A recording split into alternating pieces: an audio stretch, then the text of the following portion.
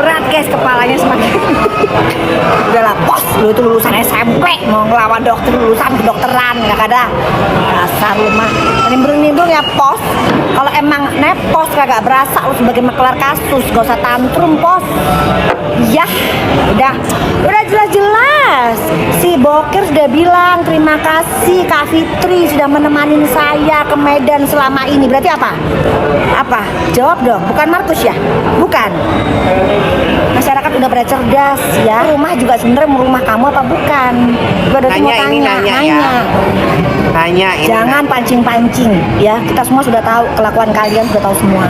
Cuma nggak mau bongkar aja. Berat kepala kan jadinya kan. Sambil pegang cangkir. Sambil pegang cangkir.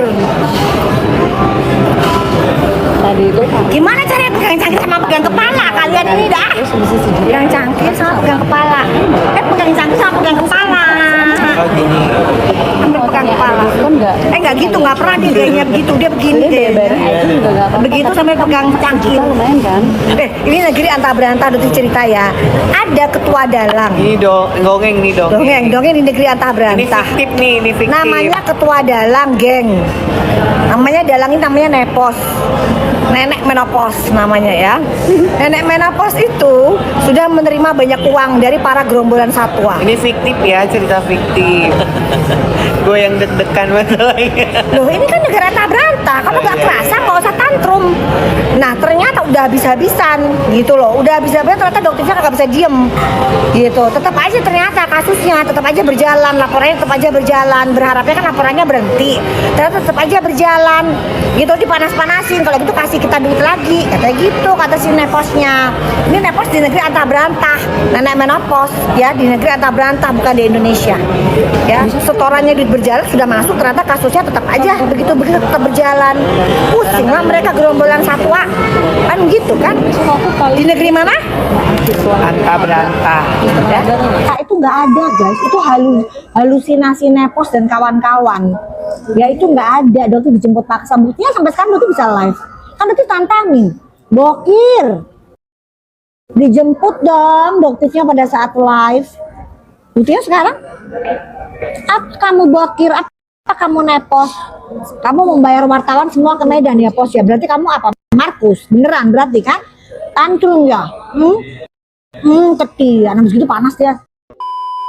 Intinya si anak durhaka ini nih, kasih tahu lagi ke kalian ya. Si skincare overclaim ya yang bener-bener ngerugiin masyarakat. Ini nitip nih ke anak durhaka nih. Kok kerakan ini semua, kok arakan ini. Paham nggak sih? Paham. Udah itu alurnya begitu, udah. Mau kok ngomong A sampai Z pun alurnya begitu. Ini A10 ya, A10. Bahkan teleponan settingan itu ada loh terucap. Ada bukti, ada semua. Ya, tapi tunggu, dibiarin aja. Kita menonton dulu, ada semua, ada. Mau bukti apapun ada deh, ada. Urusan si Yolo dilaporin, ya udah jalan kasus itu. Kalau laporin ya. Udah laporin, tapi tetap kalian harus fokus masalah perskincarean ya. Udah itu intinya. Fokus masalah perskincarean, jangan mau tergiring apapun itu.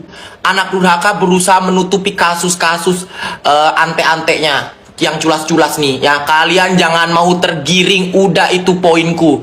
Terserah ya, Yolo mau dilaporin, Yolo mau udah laporin. Kalau emang laporin ya. Jadi jangan gila-gila kalian tuh ngomong kamu memuja Niki ya, kita just support doang, nggak dianggap temen pun nggak masalah, nggak dianggap bestie pun nggak masalah. Jadi bukan gila-gila, emang kita bukan bestinya NM, emang kita bukan sahabatnya NM, kita hanya sekedar tahu, kenal biasa, nggak yang ada aliran darah ya, ke keluarga, enggak, kita just support doang, support doang. Jangan bawa NM kata adik, makanya kita nggak ada bawa dia. Kita tuh nggak ada, aku tuh nggak merasa ribut sama NM, nggak ada masalah ribut. Cuman buat netizen yang kegilaan, kok memuja ya, kok ini, apanya yang kau puja? Gila-gila ini kalian ini. Support doang. sahabat aja bukan, ya, saudara juga bukan, ya support.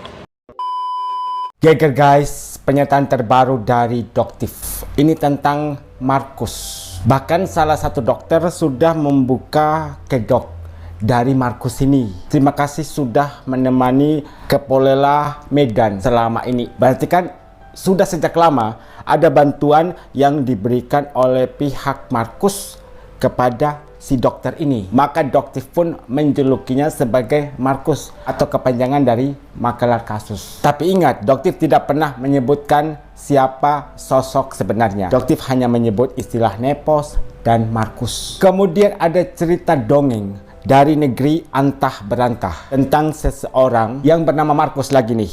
Jadi mereka-mereka ini atau dipanggil gerombolan oleh Doktif. Mereka rela membayar si Markus ini untuk mengawal kasus mereka. Contohnya atas pelaporan dari Doktif. Karena si Markus ini gagal untuk bernegosiasi dengan Doktif karena Doktifnya tidak mau. Si Markusnya ini minta duit lagi. Oh enggak, saya lanjut untuk nolong kalian. Sini kasih duit lagi, setoran lagi, jangan lupa.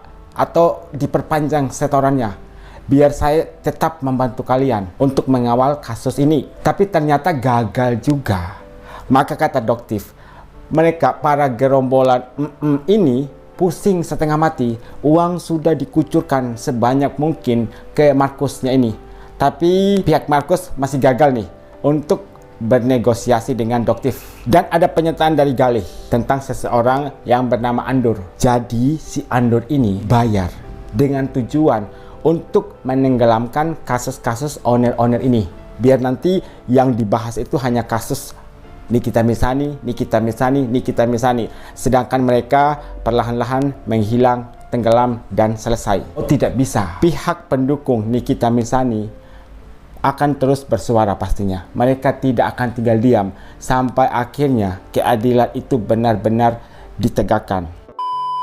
Smart Geger, ternyata Bu titik adalah biangnya. Untuk Doktif, Bella, Yolo, hati-hati, waspada, karena tidak semua teman itu baik. Kadang orang-orang yang tega berbuat jahat adalah orang terdekat hanya demi cuan, seperti yang diungkapkan langsung oleh Bang Abdul. Satu poin yang saya garis bawahi dari statement video dari Doktif, ternyata Doktif tahu semua di balik huru-hara percepuan, karena si KH sendiri yang ngomong kalau telepon itu cuman settingan.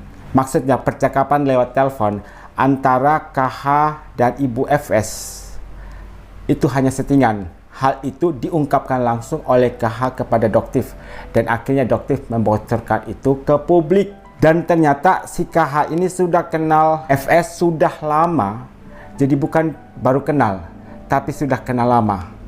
Dan percakapan lewat telepon itu hanyalah sebuah settingan. Mungkin di sini karena KH emosi ya, karena dituduh sebagai cepu. Maka untuk mengembalikan nama baiknya, KH ini melakukan istilahnya berbagai macam cara, apapun dilakukan untuk mengembalikan nama baiknya. Itu semua sudah direncanakan dan sudah diatur rapi oleh Ketua Markus. Jadi selama itu hanya prank dengan tujuan untuk memecah belah pendukung NM. Pantas Kaniki bilang, lu rame-rame, gue cuma sendiri. Memang harus beramai-ramai untuk menumbangkan seorang Nikita Mirzani.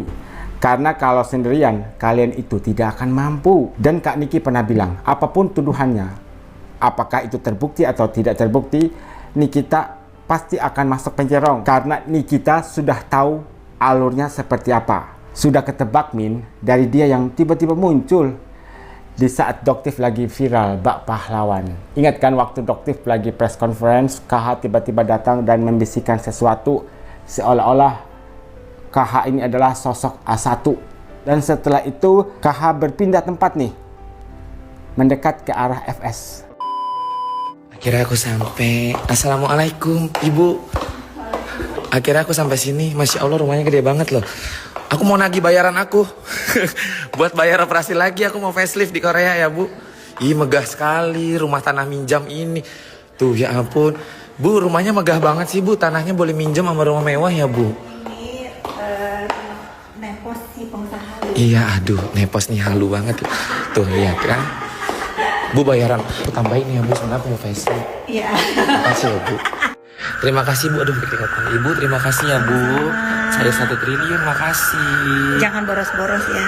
Iyalah, kalau boros gue tinggal jadi informan lagi, ya kan? Tapi ingat, kasus Yoke aja. Kasus Yoke. Yang lain boleh. Ingat, aku juga nggak butuh bantuan untuk nyerang orang-orang yang cari masalah sama aku. Ya butuh. Bu, makasih banyak ya Bu. Akhirnya udah Yoke ketangkap, jadi saya kaya raya sekarang. Makasih Kamu Bu. seru, dah. Seru ya, tunggu, bye.